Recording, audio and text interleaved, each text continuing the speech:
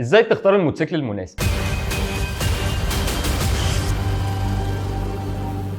اتكلمنا الفيديو اللي فات عن 4 انواع وكل نوع فيهم مناسب لمين، وقفنا عند التورنج ومكملين لابن عمه الادفنتشر، وده من اسمه المحبي المغامرات. في معظم مميزات التورنج بس بيزيد عليه ان مساعدينه اطول، قعدته اعلى، وده اللي بيسمح له ان هو يمشي اون رود او اوف رود مسافات طويله، يعني في اي وقت وانت على الطريق تقدر تدخل الصحراء بكل بساطه وتكمل طريقك عادي. السيتي بايك او اللي بيسموها النيكد بايك، وده بصراحه المفضل بالنسبه لي، وده لانه بيجمع ما بين مميزات السكوتر في خفته وسهوله التحكم اللي بتخليه اكتر من مناسب في المشاوير اليوميه، وفي نفس الوقت سرعه وقوه الريسنج اللي بيحبوا الجري والاداء الرياضي. الديرت بايك او تريل بايك او موتوسيكلات الاوف رود زي ما الناس بتقول عليه، وده للناس اللي بتحب الجري والتنطيط في الصحراء او محبين الموتوكروس. نيجي بقى لمحبين الاولد سكول، وده جايبين له كافيه ريسر، موتوسيكل فينتج تصميمه حلو انيق يرجعك للستينات مع اداء رياضي كلاسيكي عشان ما حدش يقارنه باداء الريس. بيتميز بالخفه والرشاقه مع تحكم على الطريق اكتر من ممتاز، مناسب للمشاوير المتوسطه، ما انصحش بالطويله عشان مش دايما قعدته بتكون مريحه. وكده خلصنا معظم انواع الموتوسيكلات المهمه اللي لو عارفها هتعرف تختار المناسب ليك. استنونا الفيديو الجاي وما تنسوش لو عندكم اسئله تسيبوها لنا في الكومنتس.